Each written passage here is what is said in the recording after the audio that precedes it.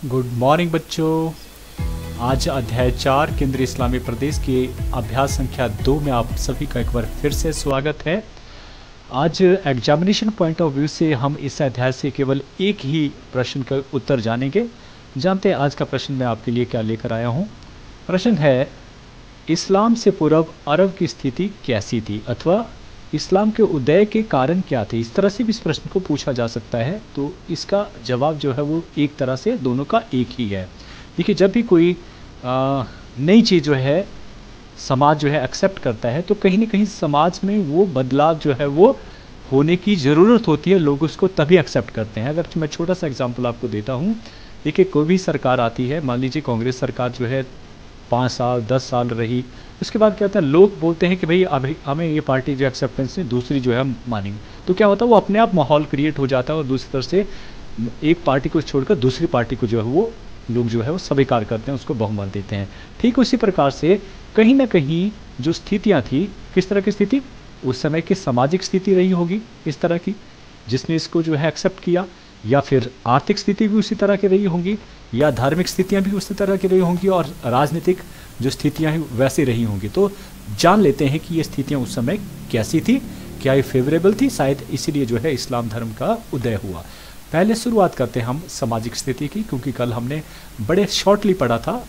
आज हम थोड़ा सा बड़ा करके, क्योंकि मैंने देखा है कि इसमें 3 नंबर का क्वेश्चन भी अलग से पड़ जाता है कि बताएं सामाजिक स्थिति कैसी थी। तो केवल सामाजिक स्थिति में क्या आता है, समाज से संबंधित, जिसमें सबसे पहले छोटी इकाई क्या आती है, वो आता है परिवार से शुरू होता है। तो परिवार, ये कल भी पढ़ा था हमने, कैसे परिवार होते थे, संयुक्त परिवार। आज से 1400 वर्ष पहले जो है मुस्लिम समाज में अधिकतर जो है समाज था। अगर मैं मुस्लिम को छोड़कर दूसरे औरों की बात करता, धर्मों की बात कर रहा हूँ, उसमें हिंदू धर्म भी बात करता हूँ, तो उसमें संयुक्त परिवार ही होते थे। एकल परिवार बहुत कम होते थे। एकल परिवार का मतलब है उसमें माता पिता और केवल बच्चे जो अलग रहते हो उन्हें कहते हैं एकल। संयुक्त परिवार मतलब जिसमें चाचा भी साथ रहते हो, ताया का परिवार भी साथ रहते हो, सारे इकट्ठे मिलकर, जो सभी भाइयों के बच्चे इकट्ठे मिलकर रहते हो, उसमें दादा दादी जो है भी साथ होंगे। तो इस प्रकार से ये इन्हें कहेंगे हम संयुक्त परिवार। फिर आता है इसमें जो पिता होते, पिता नहीं, जो वयोवृद्ध होता था, सबसे बुजुर्ग आदमी होता था, वो उस परिवार का मुखिया होता था। तो इस प्रकार से परिवार में पुत्र का होना अनिवार्य माना जाता था, क्योंकि पितरात्मक परिवार थे। पितरात्मक मतलब है कि पिता प्रधान होता था, तो लड़का होगा तभी वो पिता होगा। तो इस प्रकार से ये माना जाता है कि परिवार में पुत्र होना बहुत जरूरी है। तो पुत्र का जो है वो रिस्पेक्ट थी, आदर थी, बजाय जो है लड़कियों के। ये आगे पढ़ेंगे, क्योंकि इसके बारे में हम आगे पढ़ेंगे स्त्रियों के बारे में। दूसरा आता है स्त्रियों की स्थिति। देखिए, अत्यंत दयनीय थी। देखिए, पितरात्मक समाज था, तो मतलब पिता प्रधान था, पिता की इंपॉर्टेंस ज़्यादा थी, जिसमें लड़कों को ज़्यादा इंपॉर्टेंस दी जाती थी। अत्यंत दयनीय थी, कल भी हमने पढ़ा था। स्त्रियों की स्थिति बहुत ही खतरनाक थी, जितना बुरा आप सोच सकते हैं वो स्थिति जो है थी। उनका जन्म से ही उनको अपशकुन माना जाता है और जिंदा ही जमीन में दफन कर दिया जाता था। ये स्थिति जो है किसकी थी, अरब समाज में स्त्रियों की स्थिति थी।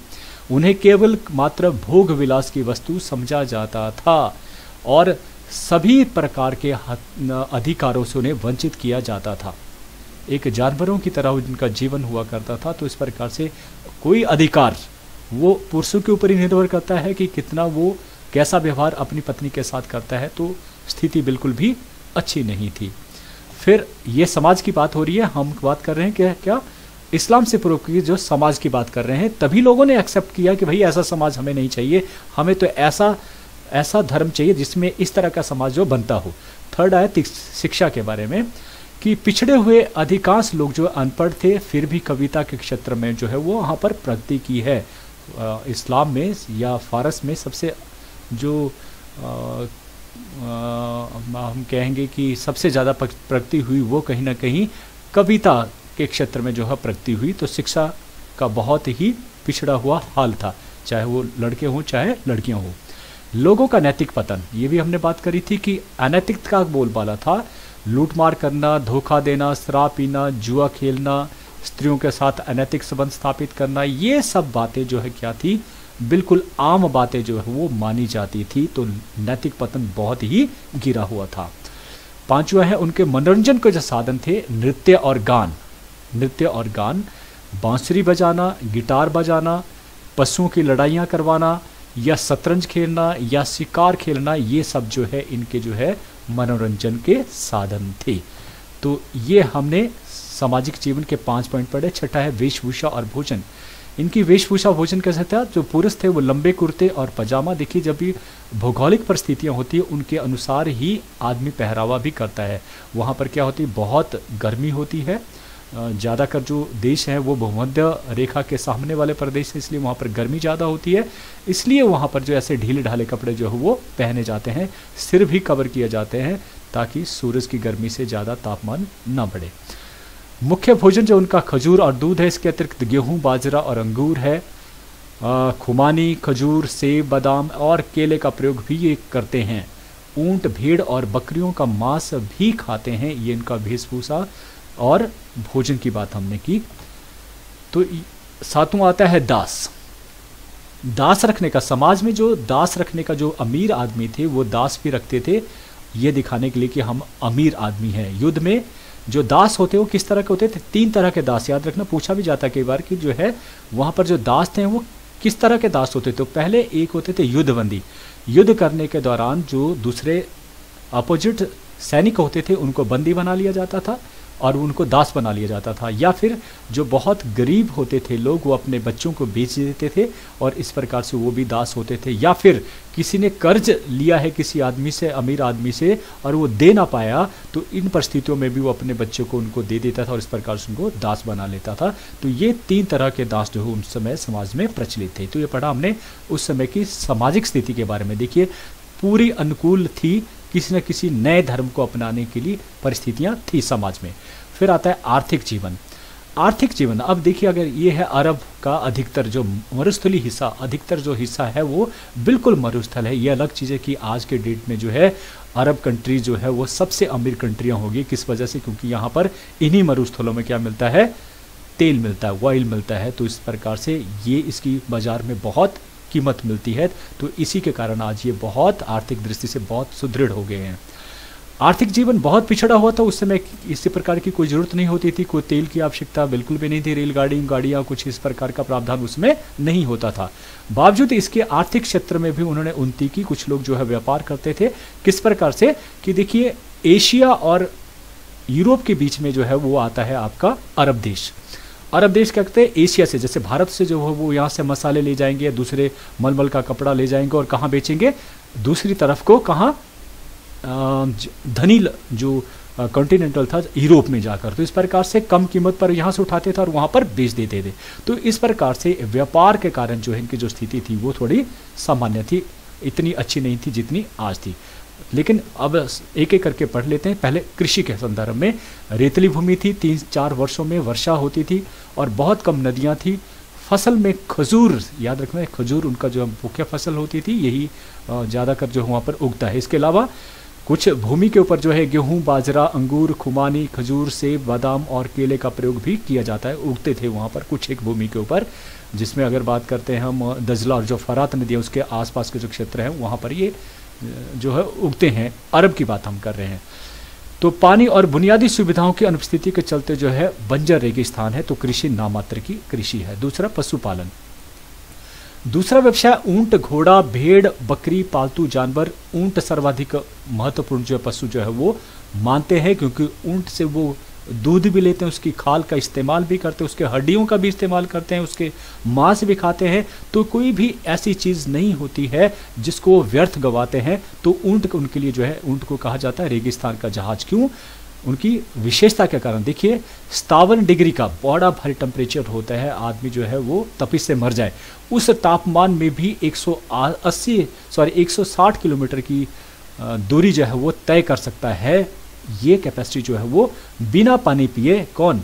हम बात कर रहे हैं ऊंट की। तो इस प्रकार इसीलिए जो है इसकी और दूसरा कि इसका जो पाँव में जो है वो कई हज़ारों वर्षों के पश्चात जो इसमें चेंजेस आए हैं, जिन परिस्थितियों में रहता है, काफ़ी चौड़ा होता है नीचे से, इसके कारण ये धंसता नहीं है मरुस्थल में, और इस कारण जो है ये इसे कहा जाता है रेगिस्तान का जहाज।